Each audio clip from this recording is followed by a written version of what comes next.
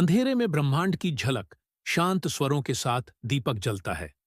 जब जब धरती पर अधर्म बढ़ा, तब तब धर्म ने जन्म लिया। यह कथा है सबसे महान युद्ध की, धर्म और अधर्म के बीच, भाई भाई के बीच। महाभारत भारत का एक महान महाकाव्य है जिसे महर्षि व्यास ने लिखा। इसमें कौरवों और पांडवों के बीच का संघर्ष दिखाया गया है। इसमें धर्म, अधर्म, राजनीति, युद्ध, नीतिशास्त्र और जीवन के गहरे दर्शन समाहित हैं। कौरव और पांडव हस्तिनापुर के राजा शांतनु के पुत्र थे भीष्म, जिन्होंने आजीवन ब्रह्मचर्य का व्रत लिया। शांतनु की दूसरी पत्नी सत्यवती से विचित्र वीर्य हुए। उनकी संतान नहीं हुई तो सत्यवती ने अपने पहले पुत्र व्यास से धृतराष्ट्र, पांडु और विदुर की उत्पत्ति करवाई।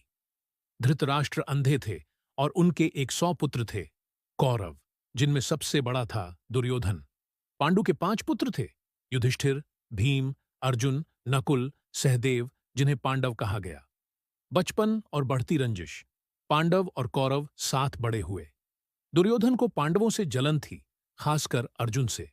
गुरु द्रोणाचार्य ने उन्हें शिक्षा दी। अर्जुन सबसे श्रेष्ठ धनुर्धर निकला, जिससे दुर्योधन और भी क्रोधित हुआ।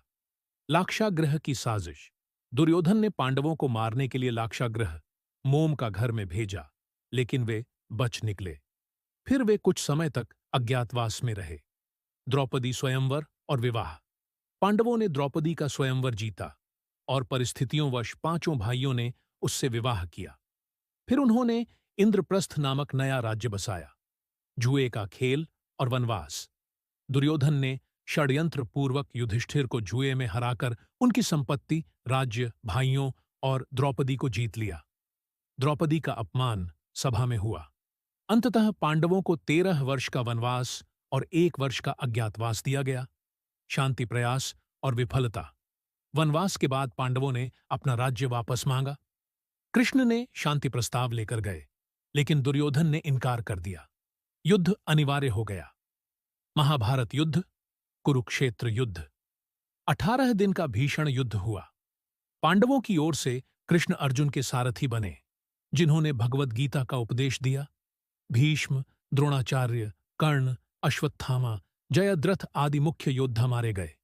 युद्ध में लगभग पूरा क्षत्रिय समाज नष्ट हो गया। अंत में भीम ने दुर्योधन की जांघ तोड़कर उसे हराया। युद्ध के बाद युधिष्ठिर राजा बने, लेकिन दुखी रहे। गांधारी ने शाप दिया कि कृष्ण का वंश भी नष्ट होगा। कृष्ण और यादव वंश की भी अंततः नाश हो गया। महाप्रस्थान और मोक्ष, पांडवों ने राज्य त्याग कर हिमालय की ओर प्रस्थान किया। एक एक कर सभी भाइयों और द्रौपदी की मृत्यु हो गई। अंत में केवल युधिष्ठिर स्वर्ग पहुंचे।